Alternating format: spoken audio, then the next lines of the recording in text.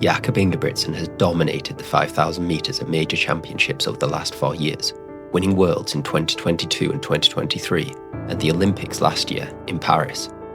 With the last man other than Ingebrigtsen to win gold, Joshua Cheptegei, now having left the track for the roads, and Ethiopia going through a rebuilding phase with 2 of their team in Tokyo this year due to be teenagers, it seemed at first that this year would be even easier for Ingebrigtsen to win. But 2025 so far has played out very differently to what we anticipated.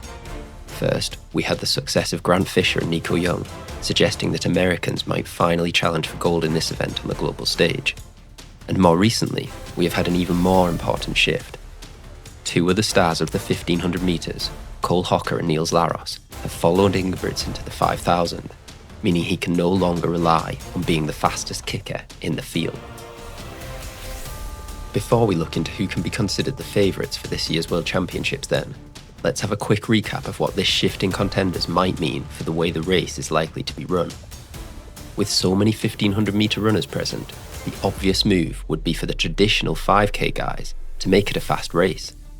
But the problem is there aren't many really strong traditional 5k guys left.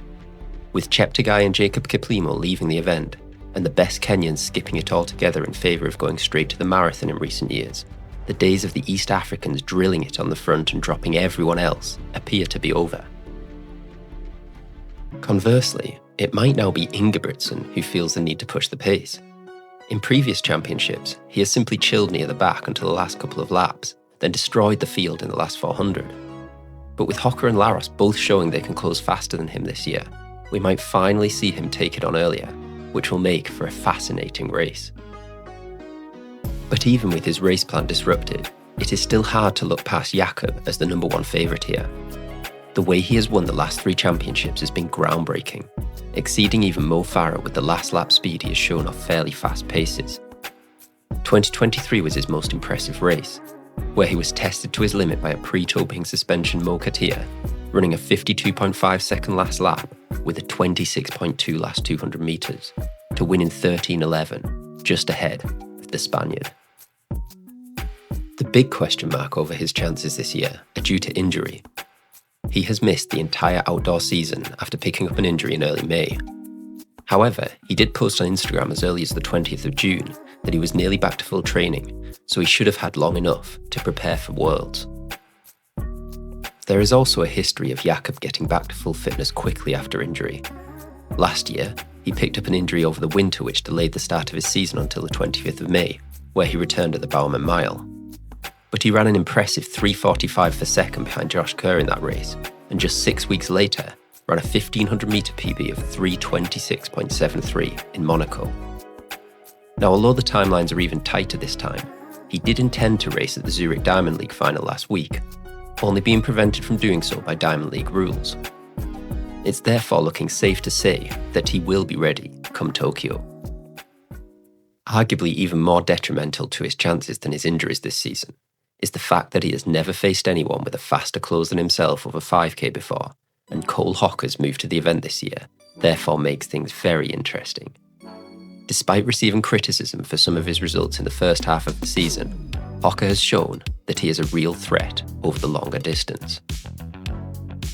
At the US Championships last month, he was supreme. No one had him as the favourite, but despite having already run the 1500 metre final the night before, he bossed a strong field containing Grant Fisher, controlling the race from the front and then unleashing a close of epic proportions. His last lap was a crazy fast 51.76, which might just be the fastest ever recorded in a sub-13:30 race. The only last 400 metre split I know of that was definitely quicker was Mo Farah's 50.89 to win a European Team Championships race in Gateshead in 2013, but that was in a much slower race. The question over Hocker is whether he will still have that kick if the race is faster. Now, many people will say he won't be able to compete if the race is closer to 13 flat pace, and point to his poor performance in the Stockholm Diamond League as evidence of that. But I am in the Hocker camp on this one. He has shown this season that he has the strength to run fast over 5,000 metres, with his 7:23.14 indoors, making his 3,000 metre PB faster than everyone else in this field, other than Ingebrigtsen and Fisher. He has also run 12:57 for 5k this year back in February, meaning he will surely be in the picture if the race is in the 13:10 range, and potentially right down to 13 flat. The other man stepping up to the 5,000 metres for the first time in a global championship, Niels Laros, has arguably even faster closing speed. He has won his last 3 Diamond Leagues over 1,500 metres and the mile with embarrassing ease, clocking crazy splits of 25.5 for his last 200 metres with a 12.5 last 100 in Brussels, and similar again in a fast 3:29 race in Zurich. Similar to Hocker, many will point to his modest 5k PB of 13:10 as evidence he won't be in the picture if the race goes fast, but we are talking about a guy who is only 20 years old here. He hasn't yet had the chance to run a 5k at the peak of his outdoor season, and will clearly go much faster given the opportunity. He also has all the other tools needed to succeed at championships. His positioning in the finale is excellent, as evidenced by his win in Zurich, where he tracked the right man, Fanuel Koech, to move up through the field when it mattered, and he handles rounds well. At the European Under-23 Championships, he ran 1:44 low in the 800 heats, won the 5,000 metre final the next day, then made it 3 days of top quality racing in a row, winning the 800 metre final in 1:44.36. He is clearly ready, and in a 13:20 race, I potentially back him to even outkick Hocker. Prior to Hocker and Laros stepping up, early season form had suggested that it might be Grant Fisher and Nico engaging in a titanic America versus Europe battle. Fisher's 7:22 indoors over 3,000 metres showed he would be one of the strongest in the field, and then both men performed well in Grand Slam track.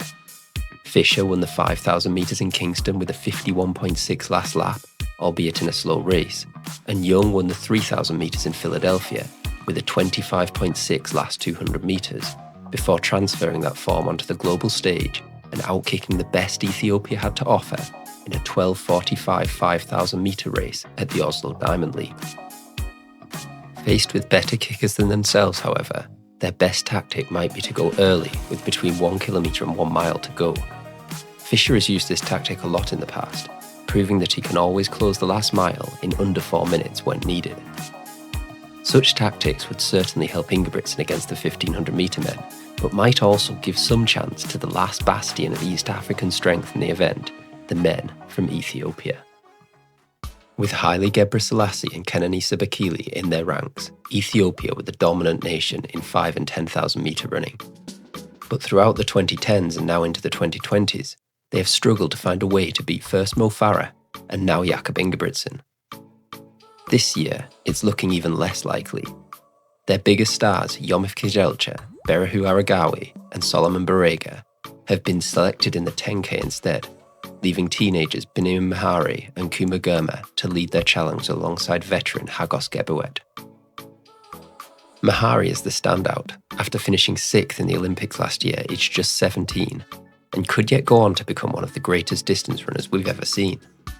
But he's not there yet, and has struggled to win over 5k on the Diamond League circuit when up against the shorter distance-focused kickers.